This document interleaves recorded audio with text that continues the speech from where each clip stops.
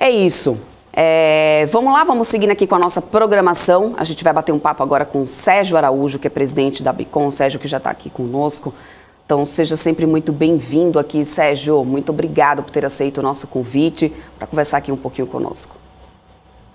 Bom dia, eu que agradeço aí pelo convite. Vamos conversar, sim.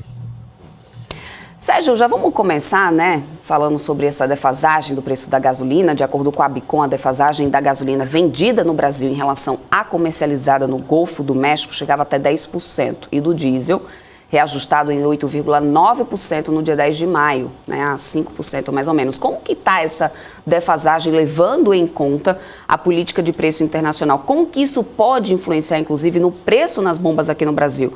A gente vai ter que ter novos aumentos aí nos próximos dias, na sua opinião? Bom, bom dia a todos que estão nos ouvindo. A defasagem hoje na gasolina está na ordem de 18%, a média de 85 centavos por litro. No caso do diesel, essa defasagem chega a 13%, 76 centavos por litro. São defasagens realmente muito elevadas e que inviabilizam as operações de importação. Ou seja, nós temos ainda no país um agente dominante, que é a Petrobras, que tem mais de 85% do mercado, consequentemente, naturalmente, é uma referência para a precificação dos combustíveis. Então, quando o preço da Petrobras está muito abaixo da paridade, que caracteriza a defasagem, as operações de importação ficam inviabilizadas realmente. E isso, sem dúvida, se você fica por muito tempo com defasagem elevada, o risco do desabastecimento ele aumenta, uma vez que fica quase que só por conta da Petrobras a responsabilidade pelo suprimento das distribuidoras e, consequentemente, de levar o produto até os consumidores. Tá? Respondendo a sua pergunta sobre a possibilidade de aumento de preço, eu diria que já está atrasado, ou seja, a Petrobras já deveria ter anunciado novos aumentos, não só para a gasolina, como também para o óleo diesel, uma vez que ela tem compromissos aí com os acionistas, com o mercado de um modo geral, de estar praticando preços dos combustíveis, lembrando que são commodities, pelos preços praticados pelo mercado. Então, existe sim essa expectativa, apesar do ambiente político, existe essa expectativa de novos aumentos de preço, sim. Se não tiver o aumento do preço, muitos também têm se falado, por exemplo, na ausência de novos reajustes para poder conseguir manter essa paridade lá fora, a gente pode ter escassez, a gente pode ter falta mesmo do diesel, por exemplo. Você confirma isso para a gente, explica isso melhor para a gente, por que teria essa falta de combustível, qual que é a preocupação relacionada a isso? De fato, esse risco de uma falta de produto, ele existe. Como eu falei, com defasagens elevadas, as operações de importação pelos agentes que atuam nesse mercado ficam inviabilizadas. Só para você ter uma ideia, nós temos hoje aprovados e habilitados pela Agência Nacional de Petróleo mais de 200 agentes em condições de realizar operações. E a gente está observando em 2022 somente 4, em algum momento 5 agentes desses 200, mais de 200, que estão realizando operação. Então, com essa redução da oferta e um aumento esperado na demanda, você falou em terceiro trimestre, se você olhar os dados da ANP, vai ver que no terceiro trimestre existe uma sazonalidade muito forte, um aumento muito forte do consumo de óleo diesel no Brasil, motivado aí pela necessidade de escoamento da safra, e tendo poucos agentes ofertando, existe sim o risco da gente ter o desabastecimento. O governo está atento a isso e tem monitorado aí diariamente o nível de estoque, a expectativa de produção por parte dos produtores nacionais, bem como também colhendo informações dos possíveis operações de importação. Eu quero trazer o Alan Gani aqui no nosso papo, viu, Sérgio? Ele também tem perguntas aqui para você. Sérgio, Primeiro, boa tarde, um prazer falar contigo. Várias medidas têm sido colocadas à mesa para tentar atenuar essa alta de preço dos combustíveis. E uma delas é o ICMS. Opa, cadê o Sérgio? O Sérgio está aqui. Então, uma delas é a redução do ICMS para 17%. Uma outra seria criar uma espécie de fundo da Petrobras para subsidiar o combustível. No seu entendimento, qual que seria a medida menos danosa, justamente para não gerar desequilíbrios, como você bem colocou, né, de preços artificialmente baixos, o que leva à escassez? Então, qual seria a medida menos danosa, ou não ter nenhuma medida seria a melhor solução, dado que o preço é um sinalizador da escassez? Bom, Alan, obrigado pela pergunta. Eu acho que é uma pergunta bastante oportuna. Esse assunto está sendo discutido a todo instante. Felizmente, não só pelos agentes que atuam no mercado, mas eu acho que o Brasil todo, né, desde daquele proprietário do seu automóvel que vai abastecer, ou um motorista de caminhão, né, um caminhoneiro, estão todos muito interessados em discutir, debater e avaliar alternativas para a redução de preço. De fato, os preços estão muito elevados e alguma coisa precisa ser feita. Aí eu vou começar a resposta pela tua última pergunta, né? Eu acho que a gente não pode deixar como está. Deixar como está a gente está com um nível de preço muito elevado para o consumidor e ainda estamos com a Petrobras praticando preços artificiais. Eu acho que esse é o pior cenário que tem. O pior, por quê? Porque está dificultando para a população o acesso ao produto, que muitas vezes é necessário. No caso do diesel, é muito necessário, porque, na verdade, quando você impacta o preço do diesel, você impacta em outros produtos também. E a artificialidade na prática de preço também é danosa, porque ela gera insegurança. Ela gera insegurança para que potenciais investidores venham investir no nosso país. Eu acho que ninguém tem interesse ou coragem de colocar dinheiro num país onde existe intervenção e onde existe prática de preço artificial. Isso, sem dúvida, pode inviabilizar investimentos. Um outro impacto que tem sido muito pouco falado, mas é o impacto gerado pela artificialidade do preço nos combustíveis na transição energética, que é extremamente necessária. O mundo todo caminha para a transição energética. E quando você pratica preço artificialmente muito baixo num combustível fóssil, você pode estar retardando ou até inviabilizando os investimentos necessários em fontes alternativas. Então, respondendo a sua última pergunta, manter a situação atual não é, na minha visão, a melhor alternativa.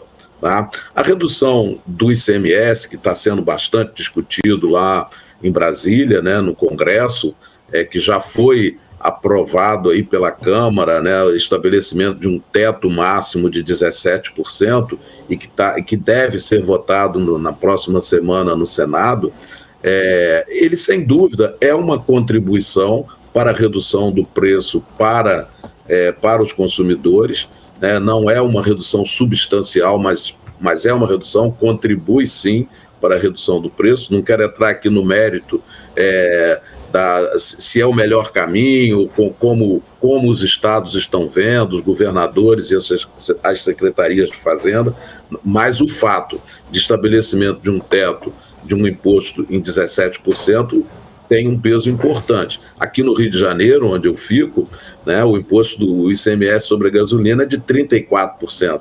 Então a gente estaria reduzindo aí a metade a carga tributária do ICMS para o consumidor carioca. Então, é uma medida, sim, importante. Mas eu acho que a medida mais importante e que pode efetivamente reduzir esse preço para o consumidor seria o que você colocou aí. Você falou em fundo da Petrobras, mas não seria um fundo da Petrobras. Seria um fundo, na minha visão, ele está contemplado num projeto de lei que já foi aprovado no Senado e está na Câmara dos Deputados para ser votado, um projeto de lei que estabelece um fundo para a suavização para a redução do impacto da volatilidade do preço, utilizando aí recursos excedentes é importante essa palavra excedente, com royalties, com participações especiais e também com os dividendos que a própria Petrobras tem feito de pagamento para a União. Então, eu acho que essa é uma medida. Não sou favorável a subsídios, não sou favorável a esse tipo de, assim, ainda mais subsidiar combustível fóssil não é uma boa medida. No entanto, a gente está vivendo um momento de crise, a gente está vivendo um final de pandemia, uma situação de conflito, né, de guerra entre dois países, sendo que um deles é um agente muito importante no fornecimento de combustíveis, impacta sem dúvida no equilíbrio aí de oferta e demanda, que está levando esse preço hoje aí na faixa de $120 o barril, mas com especialistas apontando que pode chegar até $150 o barril. Bom, a Petrobras lançou nessa quarta-feira, né, um novo site onde apresenta de forma mais didática, com visual mais amigável ali as parcelas envolvidas na formação dos preços da gasolina, do diesel, né, do gás de cozinha. O objetivo, segundo a empresa, é facilitar esse acesso às informações sobre os preços dos combustíveis, né? Como era antes, assim, na sua opinião, havia realmente a necessidade dessa página? Havia transparência já nisso? O que muda com esse novo site?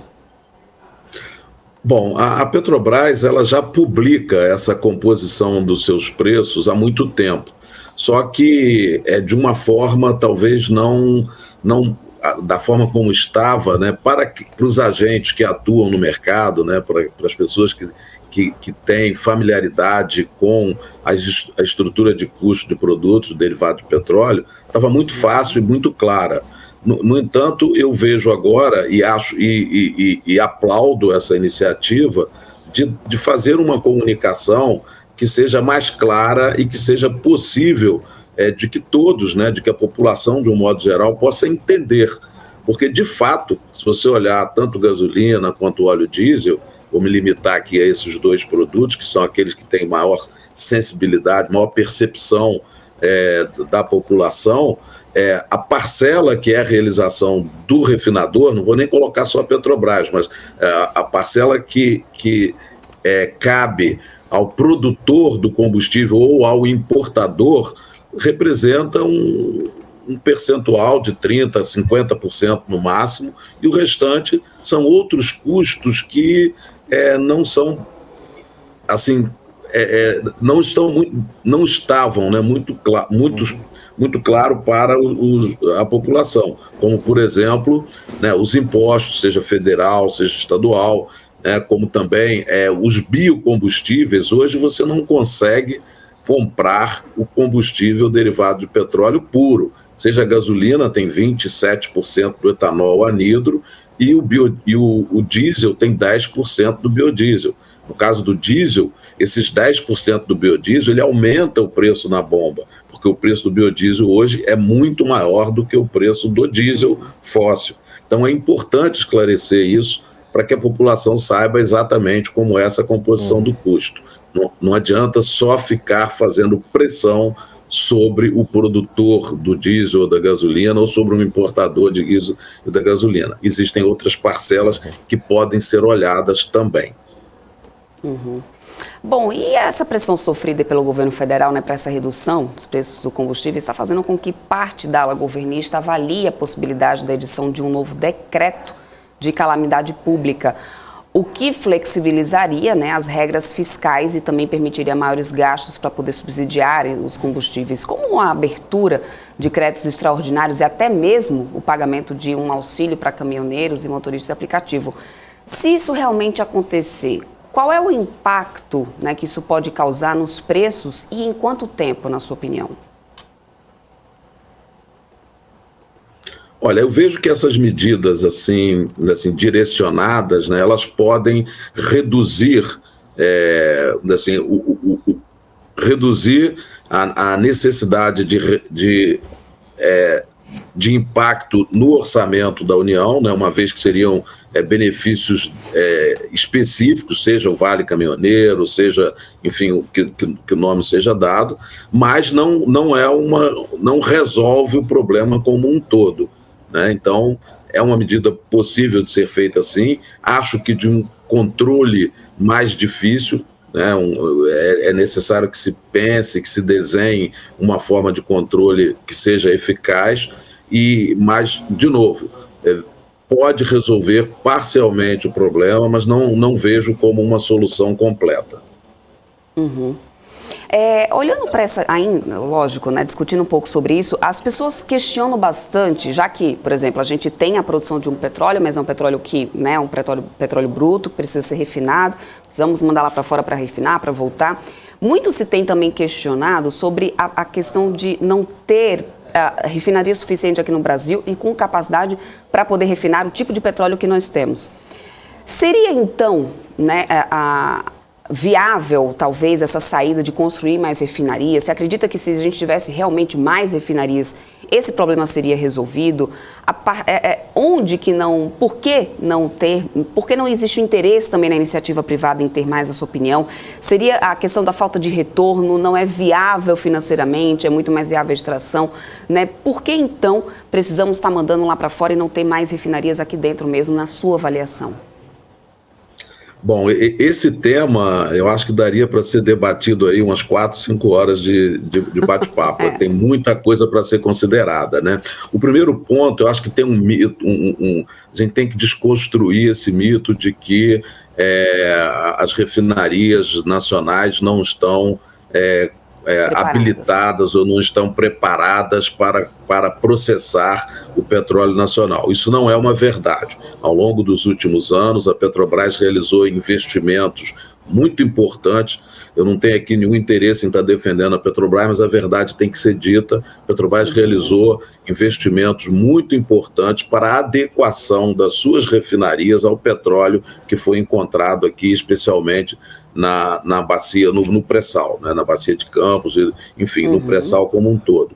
E hoje, felizmente, grande parte das refinarias e do petróleo consumido e refinado no país tem origem nacional. A necessidade de importação de óleo cru é muito pequena, em termos percentuais, eu não tenho aqui exatamente qual o percentual, mas é muito, muito pequeno em função e graças ao elevado investimento que foi feito pela Petrobras.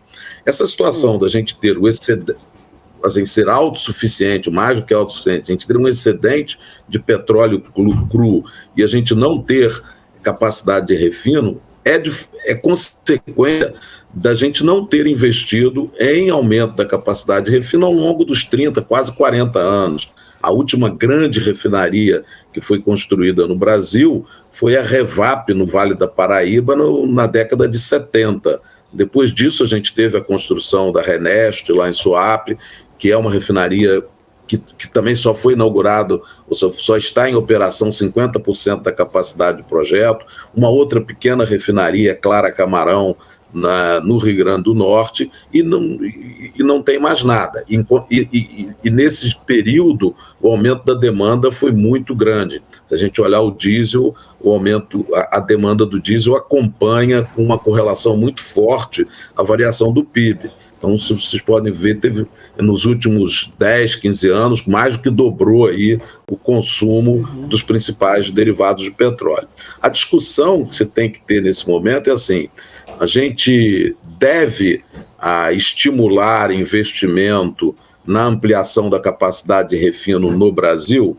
É um ponto, eu não tenho a resposta, mas eu coloco aqui pontos que precisam ser avaliados e serem debatidos com o maior número possível de agentes que atuam no mercado, considerando que, primeiro, existem diversas refinarias, existe uma capacidade de refino no mundo que está ociosa. Existe uma forte tendência de substituição dos combustíveis fósseis por combustíveis mais amigos aí do meio ambiente, que emitam menos gases de efeito estufa. Então, existe uma tendência de médio e longo prazo da redução do consumo dos derivados de petróleo. Não sei se é recomendável, não sei se economicamente falando é a melhor alternativa investir no aumento da capacidade de refino, ou se é melhor a gente investir numa melhoria na logística, na infraestrutura logística, para que a gente possa ter maior fluidez, menor custo, para a recepção de produtos derivados importados, uma vez que existe uma tendência de ter excesso de derivados no mundo e a gente poder aí utilizando esse dinheiro que seria utilizado para investir em refino, investir em infraestrutura e em outras oportunidades. Esclarecedor mesmo esses pontos. Sérgio, olha, quero muito agradecer a sua participação aqui conosco, por ter vindo aqui trazer um pouco aí dessa visão, inclusive, aliás, um assunto que tem sido pauta já há mais de tempos, e eu acredito que isso deve continuar ainda, principalmente enquanto essa eleição não passar, porque no final das contas se criou uma politização gigantesca em cima disso, né? Então, muito obrigada mesmo pela sua participação, sempre portas abertas aqui da BMC, para vir aqui falar sobre o assunto, discutir um pouco mais sobre isso. Espero contar com você aqui mais vezes na nossa programação da BMC News.